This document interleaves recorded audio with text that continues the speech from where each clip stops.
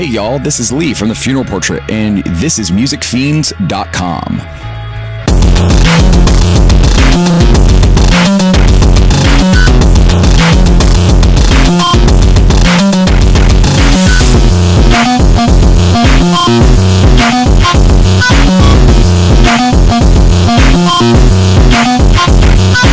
This is Michael Mullenix from musicfiends.com. I am sitting here today with Lee Jennings of The Funeral Portrait. Yay! Thanks for having me again, I think. Number 2 for me, but number 1 for you. I mean, funny enough, this is actually my first boss from 17 years ago. Oh my goodness. That's crazy. Yeah. I mean, small world. I've heard life is cyclical, but this is ridiculous. It's been a big year for you. Yes, it's been insane. So last we ran into you guys. You guys were on tour with Five Finger Death Punch and Marilyn Manson. Yes. Okay, so like, where do I start unpacking this? That's a great question. I think it's been kind of crazy. So let's actually start on Suffocate City, right? Put out this album in September. You guys have been on a big tour. You guys are now riding through our little humble, slice of paradise. Yes. With this album.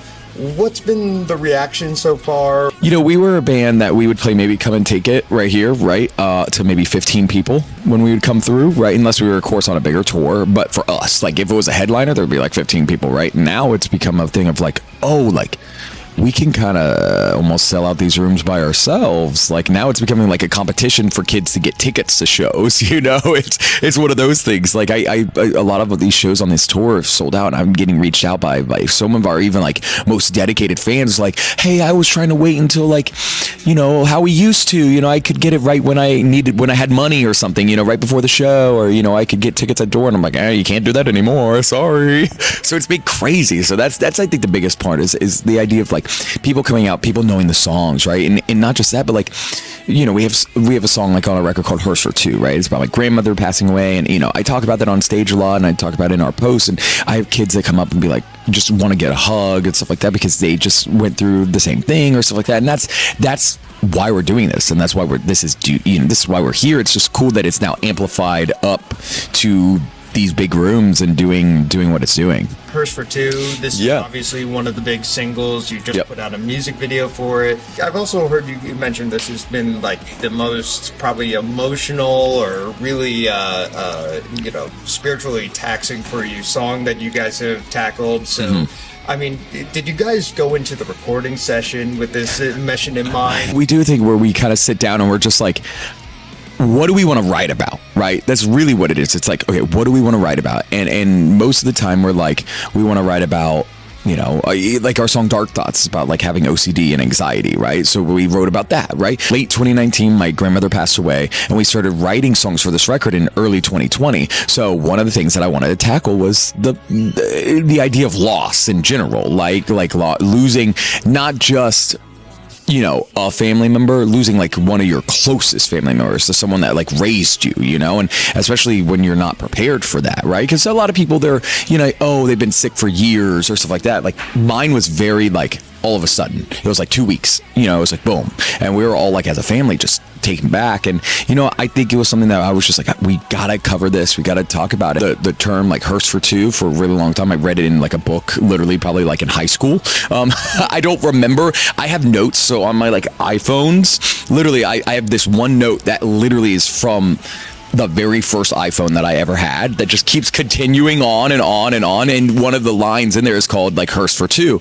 And so I don't know where it fully came from, but I was like, I've got the name of the song, guys. Literally, we had the name of the song before we had the song. So, in talking about that song, it's kind of funny. It's kind of in the perspective of my grandfather. So I was raised by my grandparents and my mom, right? And so we all lived in a house together. We all still live in a house together. I still live at home because I love my family so much, and that's very important to me. When I'm home, I would rather spend time with my family and be there with them than like have my own apartment or house or whatever, because family to me is so important. So I wrote it kind of in the style of my grandfather writing like a love letter to her once she's passed, you know, and it turned into this whole thing, and now it's like, oh God, and now like I look out to the audience, people are crying and stuff, and I'm like, I cannot look at you right now, like I cannot handle this. Well, that is actually very sweet. It's like the more you, like, as you say this, I'm thinking of my own grandmother. Right Yeah, now. of course. Like, you're getting a hug, but Yeah, I love that. Yeah. is there like a song that you can think like, man, I have something in my back pocket and I love it? We have, so I can't leak any more information, but we have a deluxe edition, right? And it's going to be very long because we're including like demo versions of songs in there. We're including one live version. You know, the hoodie that I'm wearing is from our big 10-year anniversary show that we did at the Masquerade, and we sold out this place. Yeah, it's really cool. Yeah, sweet. And so we sold out Hell at the Masquerade, which is like the 650 cap room, and we shot a live DVD and we recorded it. And later on this year, we're gonna like release the DVD and all the live recordings. But to give a little snippet, we're putting one of the songs, like the live versions, on the deluxe edition of the record, which is cool, just something a little different. But we also have a version of one of our songs, which I can't leak yet, that has a insane feature on it. I'm talking someone that has never done a feature before, ever. And they're featuring on a song, so it's kind of crazy. It's a big deal, and it's going to be an insane deal. It happens. It's coming out very soon. It's kind of the start of this whole deluxe edition cycle. So I have to guess. Yes, it's going. When you see it, you're gonna be like, oh my God, like this is a big deal, and it is really cool. It's really cool. I'm very excited to see where it goes, and you know, I think it's going to help us, just like, you know, having Spencer, you know, on Suffocate City, and even having, because we had Bert from The Used on You're So Ugly When You Cry. Like having these moments on our record and you know, of these friends or people that have now become friends or like, you know, fans of the band and stuff. It's wild. It's become a really weird thing. So going to the present, we are on stage with the presumably sound checking Catch Your Breath. Yes. Any thoughts on how this tour came together or where we find ourselves? Yeah, so I've known Catch Your Breath forever, like since they started a band. We were tracking and writing our record in Atlanta, and one of our producers, his name's Josh Landry, we were in my studio. I own like a little studio, like home studio, but I built it out. It's decent. It's in my garage. He was pulling double duty, so during the day, he was working with Catch Your Breath in my studio, and then at nighttime, he was working with us. So it was one of those things. So those guys were over all the time. That's kind of how this relationship started with those guys. And then as they grew and they got, you know, with Dial Tone and all those incredible moments that band had, you know, and the tours that they've done, it was one of those things that early last year, they started putting together a headlining tour. Their manager is also one of our managers. We have two managers, and one of theirs is ours. And he was like, we really need you on this tour. It's going to be great. Like, I promise, like, do this tour. It's going to be great. And we're like, oh, duh. You don't even have to ask us twice. So literally in like April or May of last year, this tour started getting talked about. All of these bands like Archers and If Not For Me and Catch Your Breath and TFP, like all of us coming together and like having this really, really strong tour package. And it's one of those like don't miss tour packages of the year. Oh, of course. This is the tour where everybody drops what they're doing. Yes. Well, it feels like every single band on this tour package is going to blow up. Oh, yeah. You know what I mean? Because everyone's a little bit different, right? So like everybody has their own sound, their own little thing that they do.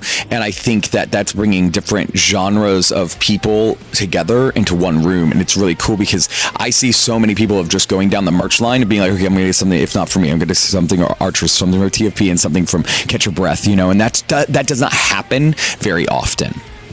Coming from the tour with Five Finger and Manson, you know, where you guys maybe had like 6 songs a night. Right? Now you have a lot more room to breathe. Exactly.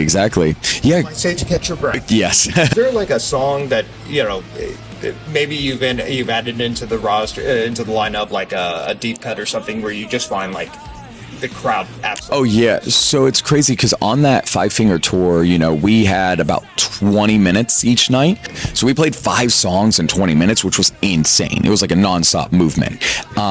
And then on this tour, we have 40 minutes each night, right? So it's like double the amount. Hearse for Two, we added Hearse for Two into this. You know, Hearse for Two is a big moment in the set. There's also a song called Chernobyl, which is a deeper cut off the record, but it kind of gets a little heavy. It's got these more powerful vocals, you know, and you know, I think both those songs have a moment. You know, those are songs that we didn't play on Five Finger, and you know, it's one of those things. What really has changed is our interludes. We're very big on our interludes and what I talk about, and when I, you know, on Five Finger, I didn't really get that much time in between songs. It was like go go go go go. So it's cool to actually be able to do us this time around on this stage. After this, any European plans? Lots of everything. Literally lots of everything. A lot that's not announced that's about to. Okay. So okay, we'll look out for that. When you guys get home, familiar soil under your feet, like, do you have like a ritual, or what's the first thing that you go to make yourself feel home? That's a great question. Play Fortnite. No, I'm just kidding. Yes and no, I'm not kidding. I don't know. Get some food, really good food that I can't get out like on the road, or don't have time to get out on the road, like Korean barbecue or something like that. I don't know. I hang out with my family a lot. Like I said, you know, that family is really important to me. Finally, time to just like sit down and relax, even if it's for like a day, because like a lot of our tours are very like back to back to back, especially this year it's going to be like that, or we're going right to the studio. Like after this tour, 3 of us fly from the last date in Salt Lake City out to LA to start writing music for the next record, while the other guys go home, and basically 3 of us are going to be writing, and then we basically take those songs with the other guys, and then we write together to finish the songs at my studio. So it's going to be crazy. So we already have kind of... Oh, yes. There's already a bunch of songs ready for the next record. Oh, yeah. No, things are ready. Things are ready. Well, again, it took us so long to get to this record. I don't want that to happen again. And I think this next record is very, very important to us, that we don't want to rush it either. So we need to start on it now. So that way, when it's time to actually record that record, we're ready to go. We're going to do something different every time, because that's the type of band we are, but it's definitely going to be lore driven. You know, we have a big lore, you know, with Suffocate City and all that. All the songs have these icons and all that kind of stuff too, you know, so like all that will still return, but you know, it's going to be something new and fun. So yeah, you guys are going to be a professional machine this year. Oh yeah, I mean, we have to be. It's go time, you know. I think we've waited 10 years for this moment, and now it's time to go, you know. But you probably have like great memories across the entire country, across the world by this point. What's like a great Texas memory for you? Texas memory, the first time I went to Buc-ee's. I remember the first time I went to Buc-ee's. Yeah, that's a big deal for me, you know, because I love Buc-ee's. I think I remember it was 2015, and we see this place. It's got this cute little beaver, and we were like, what is that? None of the other touring bands told us about it, because they've already all been there before, because they toured for years before that. And I was like, what is this place? So I pull over, because I was driving, and we go, and I'm like, I've fallen in love. You know, I just remember the first time going to Buc-ee's, so... Beaver nuggets or a brisket sandwich? Or... I love I do love brisket sandwiches. I actually really love the beef jerky a lot, because it's so good. It's so real. I also love the merch. I think it's so much fun having little plushy, you know, beavers everywhere. So telling myself like, no, I will not get a new T-shirt. They have no space. That's me. That's me. That's literally me every tour. And then I get one. Yeah. Yep. The Beaver's got... Exactly. Yeah. Other plans. Oh, yes. Yep. Oh, I got all the Halloween ones. Oh, yes. Yeah. No. Yep. Oh, that's me.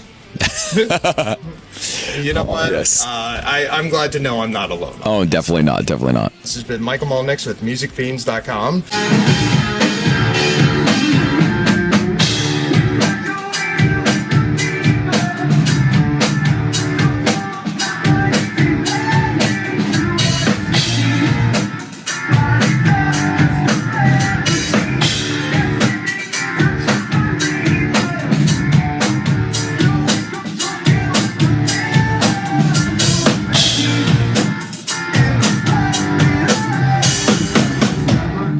Time.